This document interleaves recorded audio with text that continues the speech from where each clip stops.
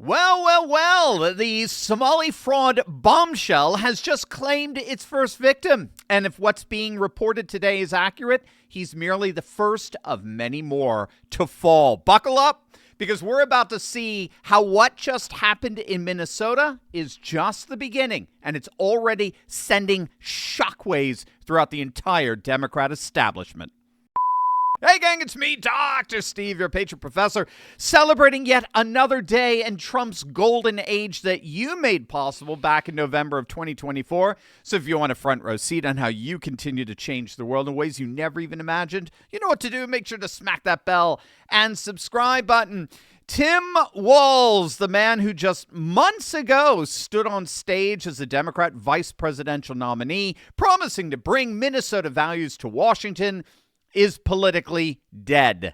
Just like we predicted when the Somali fraud scandal first broke. We predicted that he would be the first to go, and that's exactly what he just announced. Walz has officially dropped out of the 2026 Minnesota governor's race amid the revelation that he oversaw as governor what many are calling the single biggest taxpayer fraud scandal in our nation's history. And what is nothing short of an astonishing political fall, the one-time Democrat vice presidential nominee announced that he is dropping out of his re-election race, and he's not leaving because he found a better opportunity or because he wants to spend more time with his family.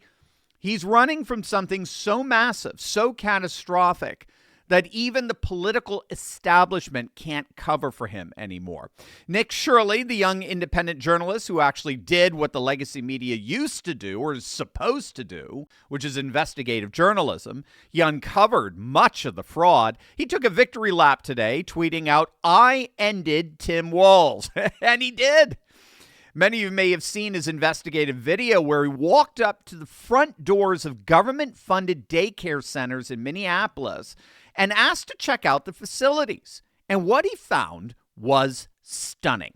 Here at Future Leaders Early Learning Center, this building received over $3 million. Hello, how are you? I would like to see if I could bring little Joey, my son little Joey here. Is there paperwork, or can I check out the daycare? No? Why can't I check out the daycare?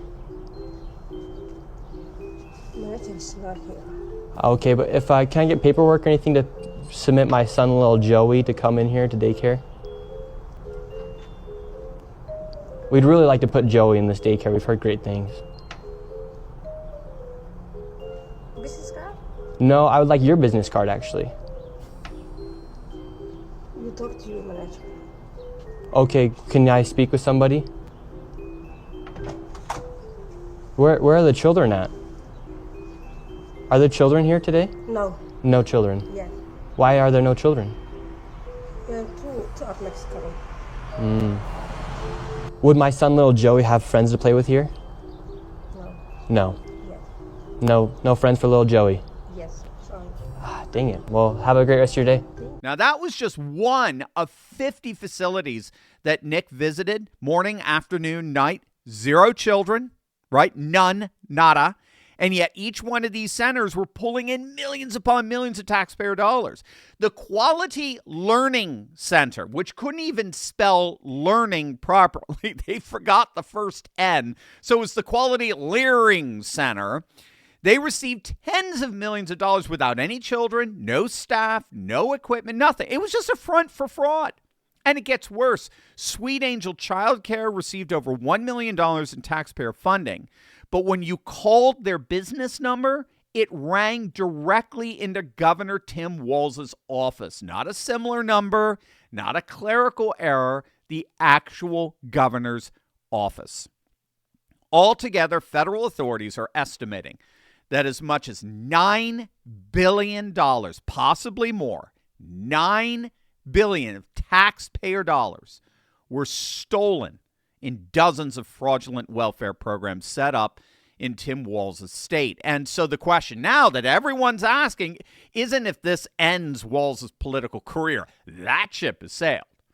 The real question now is, what exactly did Tim Walz know about the biggest fraud scandal in American history. And when did he know it? You see, the resignation is an admission. Tim Walz dropping out of this race is an admission, and it goes way beyond admitting that his original political strategy to deal with this, right, calling all of his accusers white supremacists. You remember that? Just last week, he held a press conference and he blamed all the fraud accusations on white supremacism and xenophobia. I mean, you literally can't make this crap up. But it's an admission, not merely that playing the race card doesn't work anymore. It's bigger than that. It's an admission that the fraud that the federal investigators are uncovering as we speak is so bad, it's so massive, it's so corrupt that it is absolutely career-ending. That's how bad this corruption is.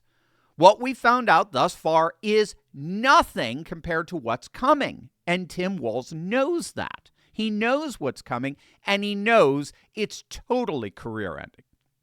But if that's the case, if the Minnesota Democrat corruption is so bad so as to end the career of their former VP nominee, what does that mean for the Democrat Party as a whole?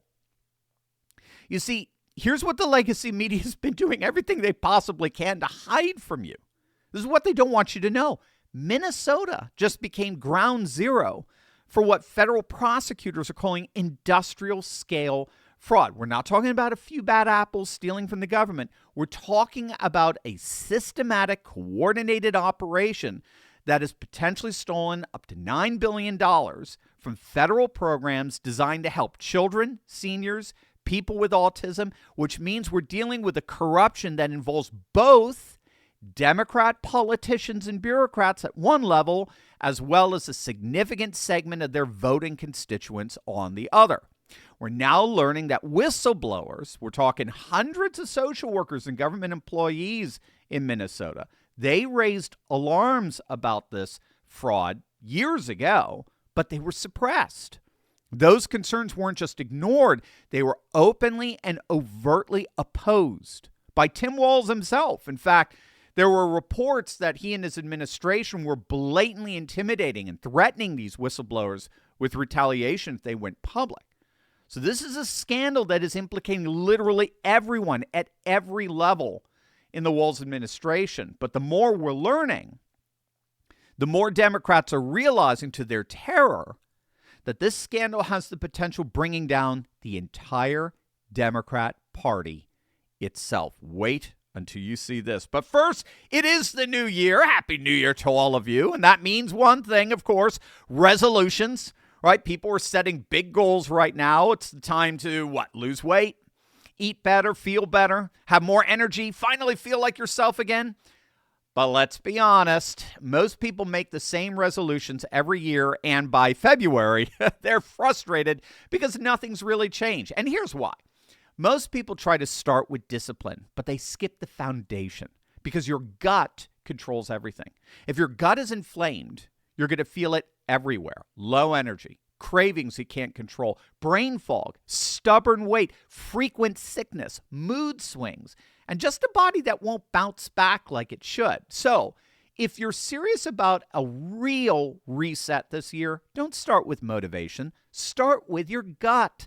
The Kimchi 1 formula is one of the simplest ways to do it. Kimchi 1 is a daily capsule built around one of the most extensively studied fermented foods in the world.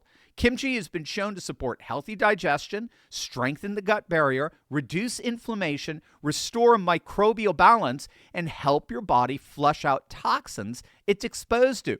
And this is what I like about it. It's not extreme. It's not a crash diet. It's one daily habit that supports your body from the inside out. This recent study showed consumption of kimchi reduces body fat by 31.8%. It lowers BMI and it promotes smaller waistlines. So if your New Year goal is to feel lighter, cleaner, sharper, and more energized, start with your foundation, Kimchi 1. Now, for limited time only, take advantage of their New Year's special by calling 888-597 0233 for up to 50% off plus free shipping. The first 100 callers are also going to receive a free special New Year's gift. Again, that's 888-597-0233. Don't wait. Make 2026 the year you turn your health around. Here's really why Tampon Tim dropping out is such a big deal. Politicians don't voluntarily give up power unless something catastrophic is forcing their hand, right? Every mayor dreams of being governor. Every governor dreams of being president. I mean, these people spend millions of dollars and endure relentless scrutiny because they're addicted to power and wealth. Tim Walz was the Democrat vice presidential nominee literally just months ago. He was being touted in outlets like The New Yorker as a potential 2028 presidential frontrunner. Now, things are so bad, he can't even win re-election in his own state.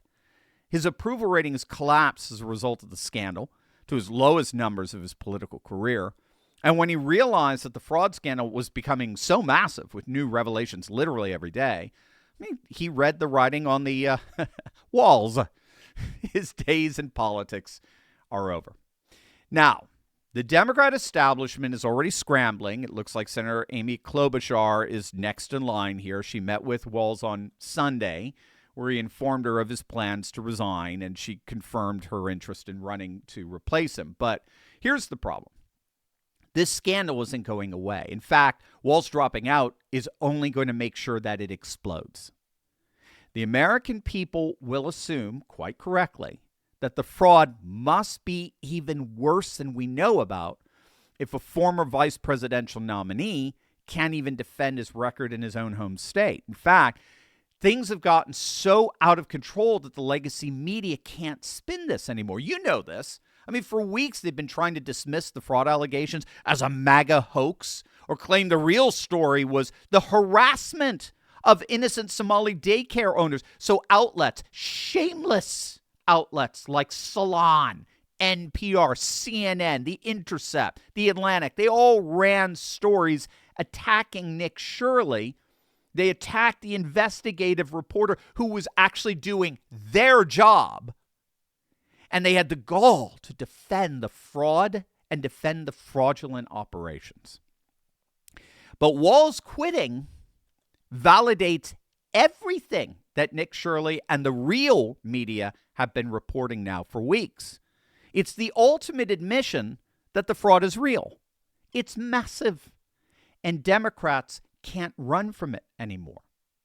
The collapse of Tim Walz's political career sends an unmistakable message. The era of Democrats escaping accountability for incompetence and corruption is over.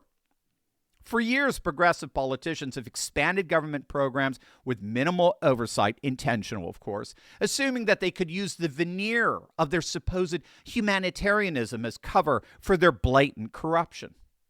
Minnesota proves that assumption is catastrophically wrong. Minnesota was supposed to be a progressive success story. Instead, it's become a tragic tale, a warning about what happens when Democrats come to such power, when governments grow too large and bloated, when oversight becomes intentionally too weak, and politicians prioritize bribes over the common good. Tim Walz's political career is over, but the fraud scandal he's leaving behind is just getting started. Federal investigators are nowhere near finished. More indictments are indeed coming. More convictions are inevitable. And the American people are finally seeing what happens when you trust progressive politicians to police themselves. The only question left is, who's next? So what do you guys think? Who do you think is next? Let us know in the comments section below. And as always, make sure to smack that bell and subscribe button for breaking news and analysis you're not going to hear anywhere else. Love you guys. God bless. Hey gang, quick question. Do you miss my short videos? You know, the fast hits, the bold truths in under 60 seconds? Well, I've heard from so many of you who love those clips. I'm bringing them back in a big way. I just launched a brand new channel called Turley Clips. It's all short form every day. I'm posting powerful, shareable, hope-filled truth bombs that will fire you up and shake the system. So if you've been craving those quick hits of sanity, you need to be on this channel. Subscribe to Turley Clips right now. Send it to friends and family as well. Please share it abroad, and I can't wait to see you there.